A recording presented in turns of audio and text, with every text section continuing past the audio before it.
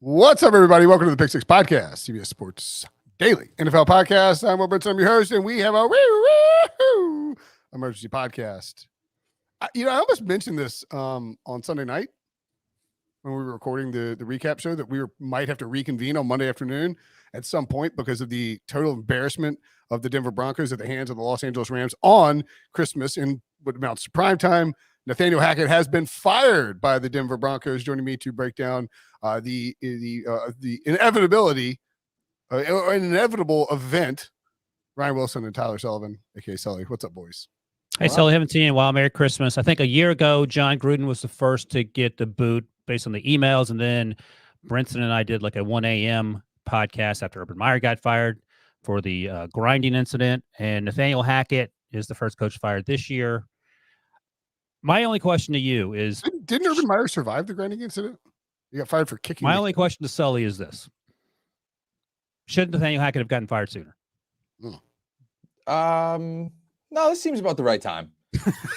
The day after Christmas. Day after Christmas. We all knew that it was not going to work, but at the same time, I don't know if there was any sort of nail in the coffin like we saw in this 51-point embarrassment last week against the Rams. I mean, a lot of tiny nails and slow hammering though over the course of the season. It was a slow build, but we all knew that this was obviously where it was going to go. It's just after a game like that, not only were you let up 51 points, but you have infighting on the sidelines where people are pushing and shoving and basically calling everybody out. I think at that point, it's about time that you kind of got to cut bait. Here's the statement from the Broncos on behalf of our ownership and organization. This is from owner and CEO Greg Penner.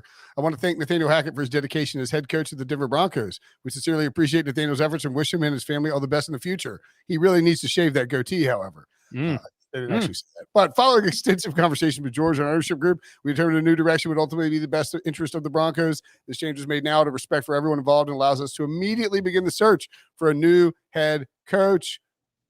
They go on and say generic things about, what. But Greg Penner does point out, I will lead our head coaching search with support from our ownership group and George, whom I have confidence in as our general manager. As we begin the process of selecting our next head coach, we remain focused on playing competitive football to finish the season on a positive note. So a little bit of a...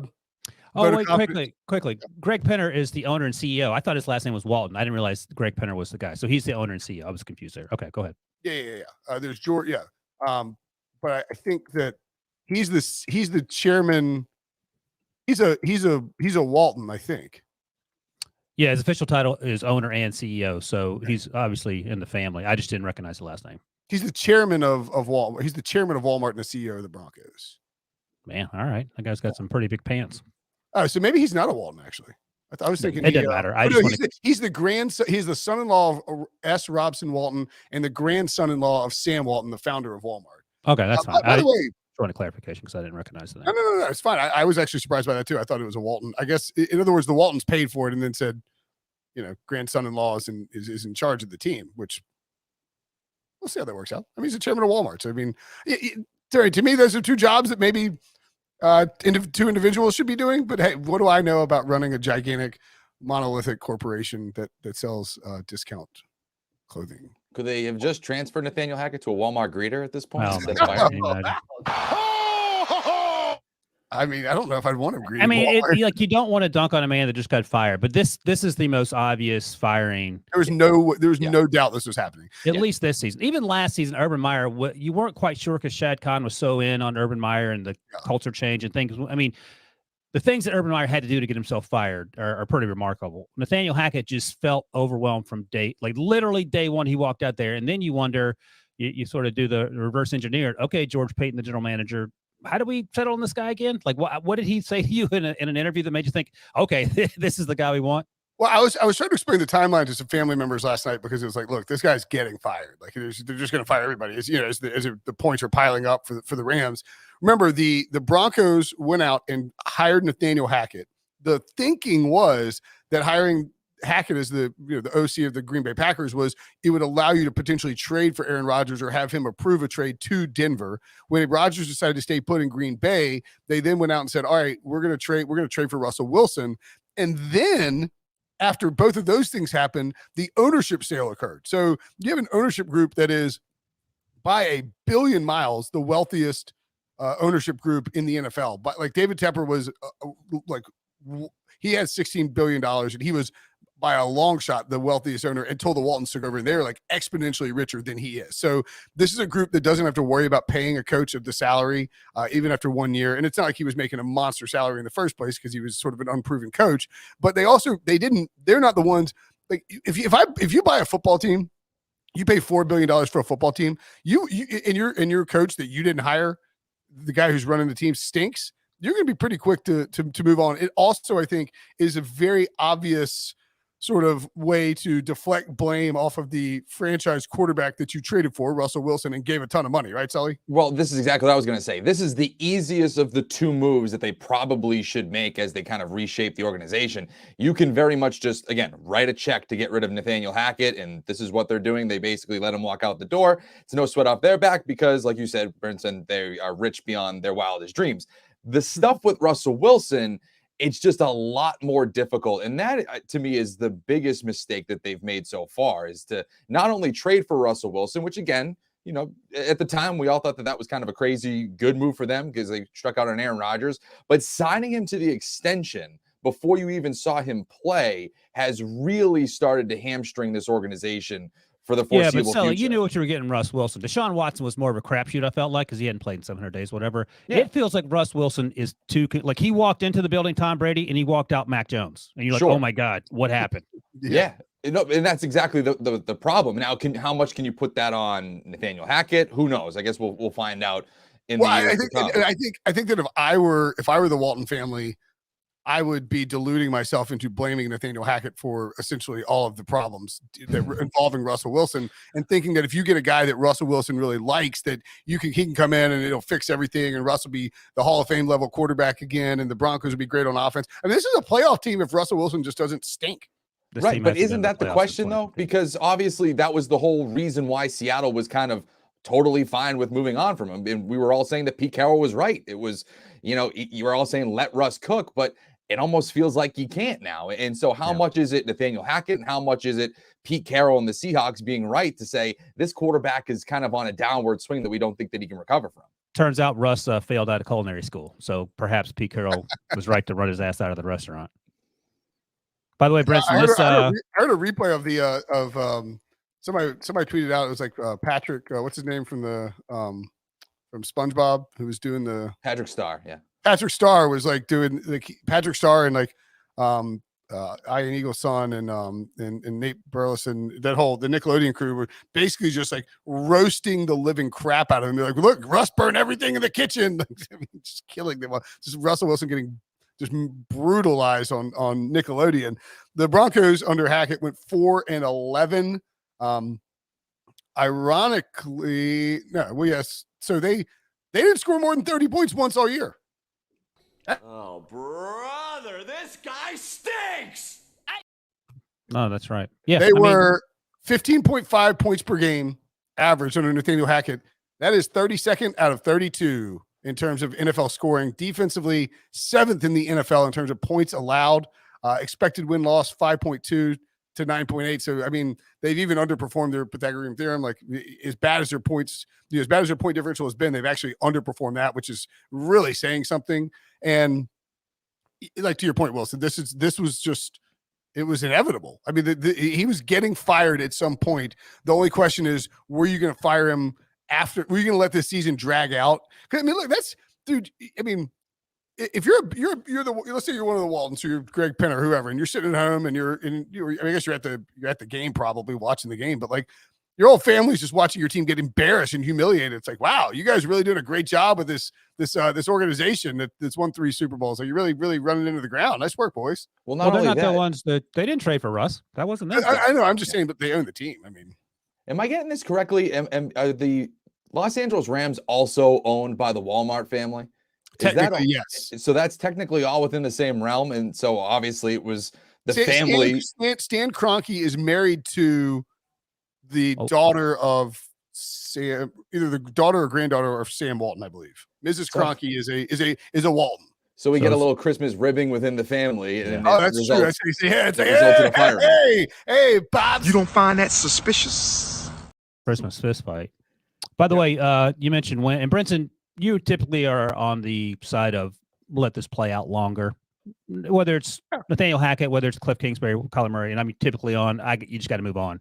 And maybe that's because we're at different points in our life and I'm older and I don't want to wait around for something to see if it's going to work out because I don't think it is. But I mentioned all that because our buddy Jason Lock-on-4 tweeted this out 20 minutes ago as we're doing the podcast.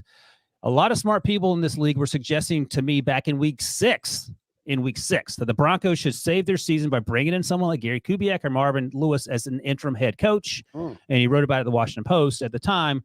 Now it's far too late to salvage anything. But to my point, making your point, sometimes I think you should rip the Band-Aid off. Like if it's week 6 and this guy is clearly overmatched, and just based on what we're seeing, we don't know what's going on behind the scenes. Maybe you're just like, you know what? Peace out. This is fine with him in firing him in week 2. I mean, like it was very clear. By the way, just to clarify, so Ann Walton Kroenke is Stan Kroenke's wife, obviously. Bud Walton is her father. She owns the Denver Nuggets and the Colorado Avalanche. Stan Kroenke owns the LA Rams, Arsenal of the Premier League, the Colorado Rapids of MLS, and the Colorado Mammoth of the National Lacrosse League. And then you have the other side of the Waltons who own now the Denver Broncos. Like I guess it's fine. I don't want to mess with the rich people. But yeah, to your point, Wilson, this is one of those cases where I would err on the same side as you. Like Nathaniel Hackett, remember, he came in and by week 3, was it week 3 that they had to hire the guy who's like the old guy who's like to like watching like Rosberg, like his own Ernie Adams or something. Right. Yeah, and it's like he's basically like looking at a stopwatch and saying, "All right, hey, you need to get the ball snapped now before the play clock runs out." They had tons of delay games. The offense looked sloppy. There's clear lack of coordination with Russell Wilson across the board. Infighting on the sidelines. We've seen the defense have been mad at Russ. I mean, it's and this is a guy who was just way over his head. And yeah, I mean, if they fired him week 6 and brought in a Marvin Lewis type, do they make a playoff run? I mean, I don't know. Like, if are they worse? No. Yes, I think that's the point. but that's kind of what I was saying earlier too, though. Is this did not work out with Nathaniel Hackett whatsoever. You could tell pretty much from the get-go it was going to not work out.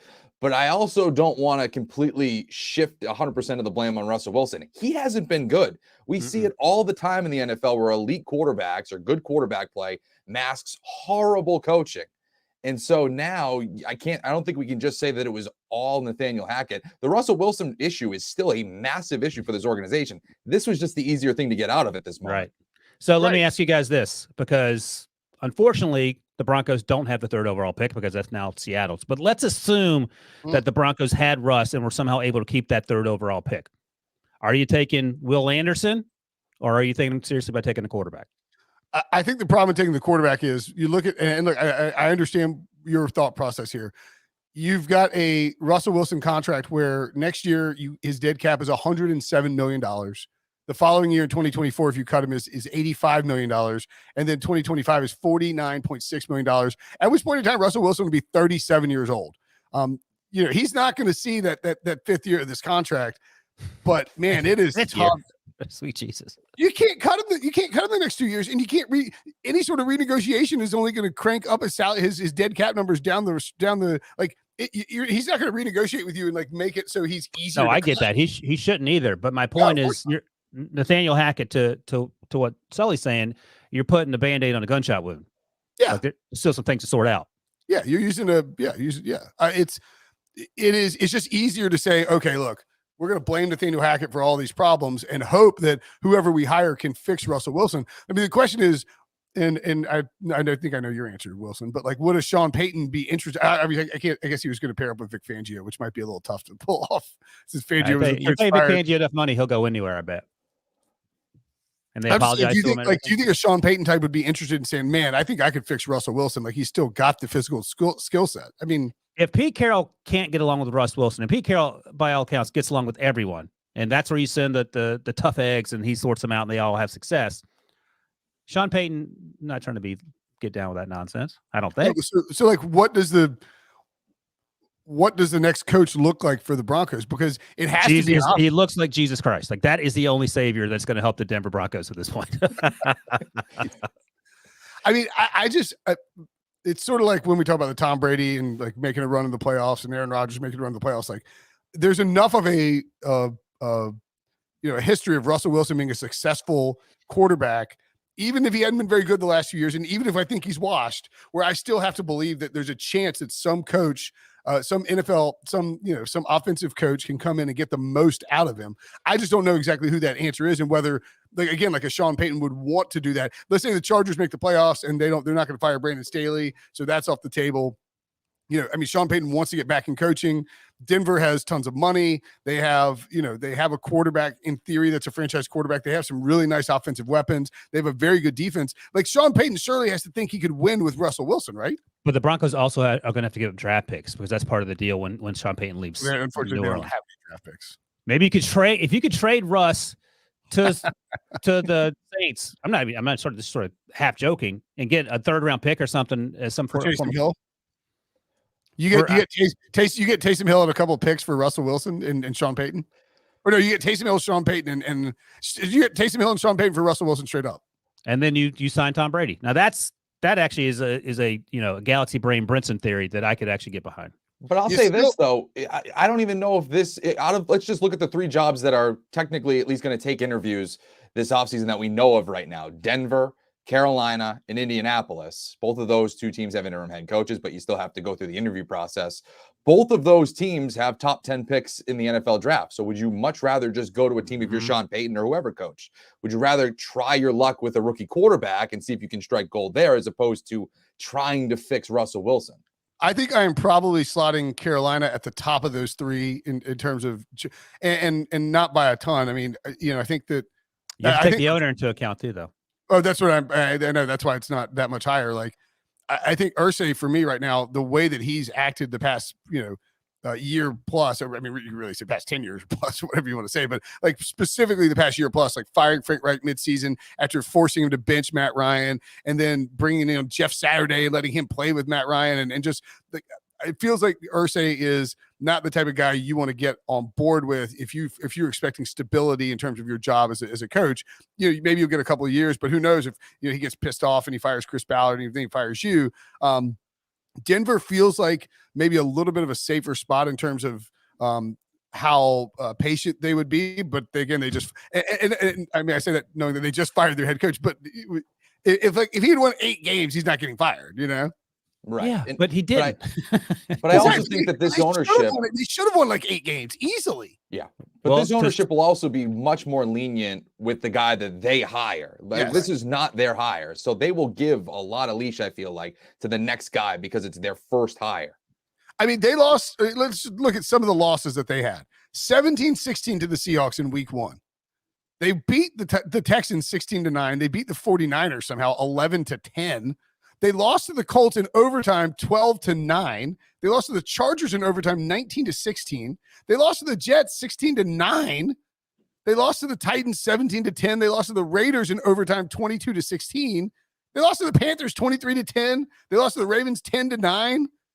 I mean, like, some of these losses, like just put up 25 points in a couple of these games. Like, we're not asking you to be the freaking greatest show on turf here. Just be an average offense with Russell Wilson, Jerry Jeudy, Cortland Sutton, in this list of this list of. It doesn't matter what you said to Russ Wilson because Sully has made clear it wasn't just Nathaniel Hackett. So you didn't have.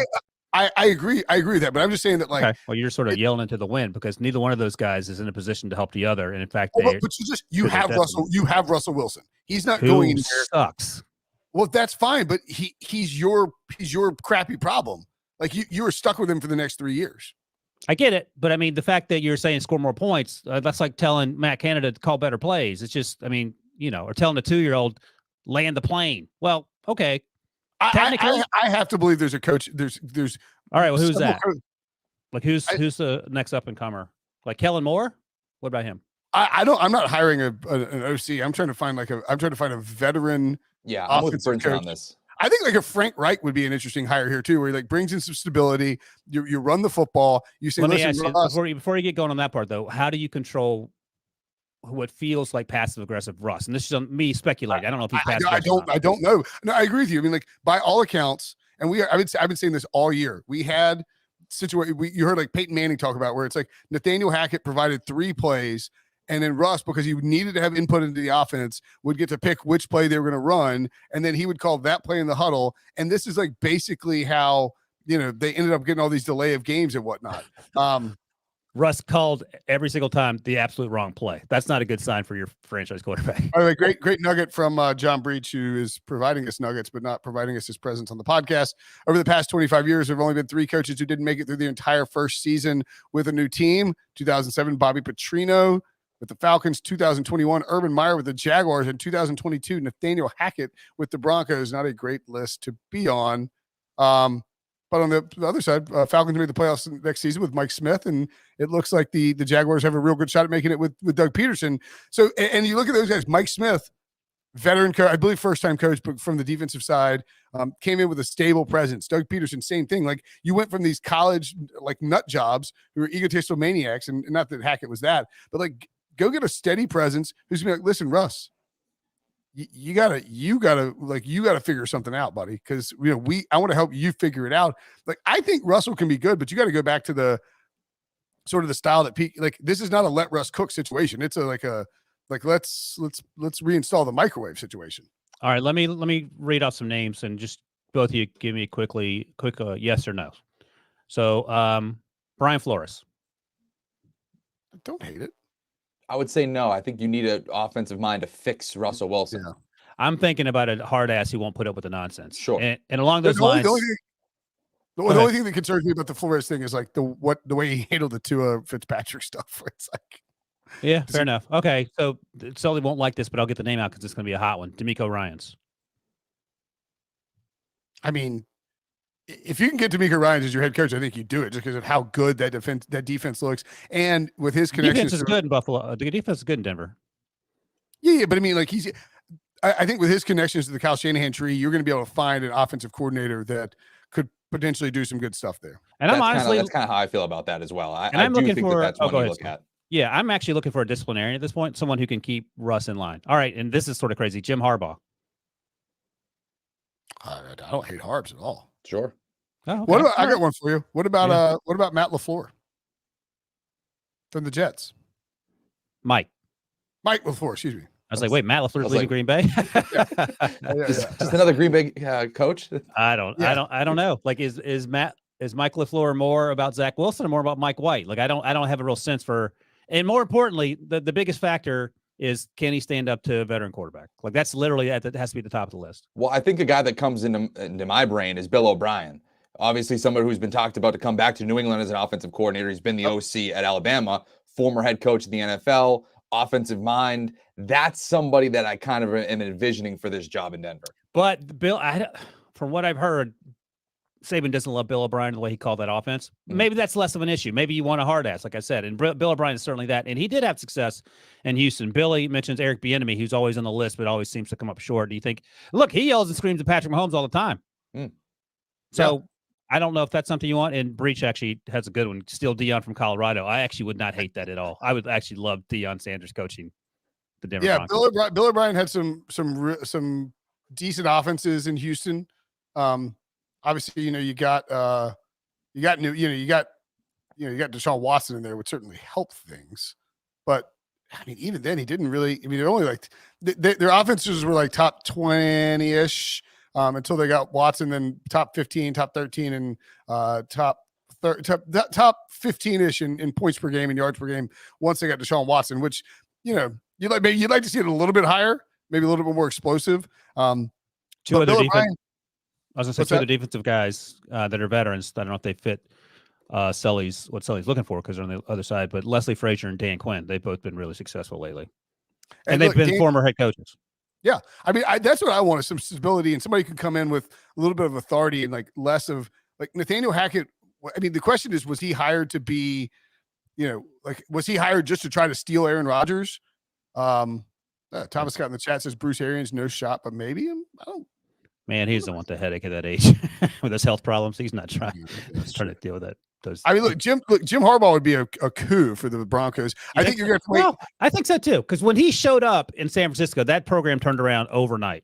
Jim Harbaugh is a is a quarterback whisperer and a program fixer. Yeah. And so, like he flipped Alex Smith's career trajectory around completely. And I think you can see him do the same thing with Russell Wilson, where he's like, "Listen, buddy, we're going to run, and then you're going to make these throws." And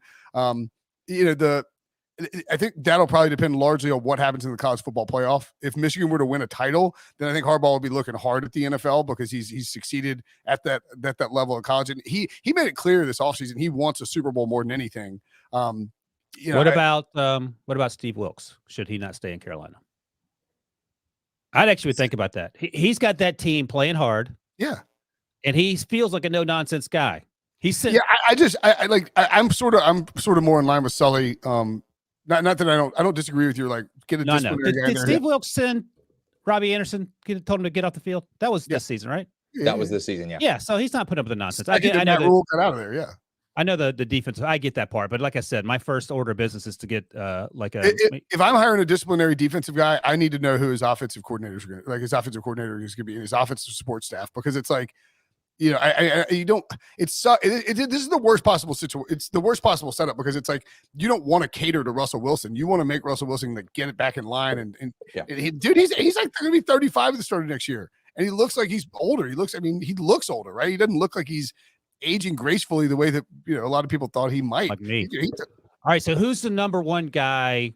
Doesn't matter if he's offense or defense, because I have a plan for the offensive coordinator this spring. Who's the number one guy that can come in and restore order? Like, who is that guy? Sean Payton is the number one guy. He can restore. Payton. Harbaugh as well. I like that pick. Yeah, if you're talking about, I think Sean Payton and Harbaugh is like they are bigger. They are as big, if not bigger, names than Russell Wilson. So it's like, listen, Russ, this is how I run my ship. This is how my program operates. You're going to get in line. We're going to succeed. Like Russell Wilson's not going to try and like Big D, John Harbaugh or Sean Payton. He's going to have. Yeah, but that's different just because he was drafted there and sort of, he felt like he outgrew his shoes there. I think after this season and the humbling nature that he's had, like the humbling nature of this season, if you brought in a Sean Payton or a Jim Harbaugh, that they would, if you get an offensive coach who's a veteran, who's got the disciplinary chops and the history of success at the NFL level, I think that's the best possible case. I don't hate your idea of, if you can then get a defensive guy and come in, do you have a name that you would put at the top, Wilson? I sort of like the idea of Steve Wilkes going in there and just breaking skulls, and then you hire Cliff Kingsbury as offensive coordinator. Because Cliff does not need to be in charge of people; he just needs to be in charge of call. He can call plays, but he shouldn't be doing what he's doing now. And there was Jeremy Fowler wrote about it on ESPN about how, unsurprisingly, there's a ton of dysfunction in Arizona. I don't know if Cliff will be there, but I think he probably would refer not. There was actually a mention in the article that he could just walk away. But he'll get a job as an OC somewhere. My first thought was, I would love for him to be in Pittsburgh, where he doesn't have like Tomlin, for example. If Tomlin came to Denver, that's a wrap. Russell might get cut. Either Russell's going to get in line or he's going to be moonwalking out the building. But that's the sort of person you need. And I think Harbaugh is that guy. And I think you're right. Sean Payton is that guy. And in both instances, they're on the right side of the ball when you're trying to fix. The defense is fine. It's the offense. It's a train wreck. You also want somebody, even if you get an offensive guy, you want somebody who can bring in like a defensive coordinator that you want to get the most out of that defense as well. I mean, like you want that team to be balanced. And I think it needs to be like, you traded for Russ, you gave up a ton for him. It needs to be less about Russ trying to just like carry this offense and more about, just being an offense that allows Russell to, do a bunch of play action stuff to make some, like he doesn't need to be Russ's magical mystery tour. It's like make him, it needs to be the Denver Broncos, and then Russell Wilson could be the secondary headliner. And this is one of those things that I don't know how much of a difference it actually does make, but I do think it's worth pointing out that Javonte Williams was out for the year. He was supposed to be a huge piece of this offense, obviously coming from Green Bay. I think everybody was kind of looking at him as a Aaron Jones type figure in that offense. Yeah. And so, I mean, that is an interesting what if. Now, I don't know if he's Latavius Murray's your back on the stretch. Yeah, I mean, it's all right. That'll do it for us. I think it's a good chat. A lot of sucks for Nathaniel Hackett, but very unsurprising. And hey, you know what? Now you get to spend New Year's Eve with your family, and you don't have to worry about like planning to get your butt kicked by somebody else. Thanks for watching. Thanks for listening. For Sully, for Wilson, I'm Brinson. We'll see you guys later.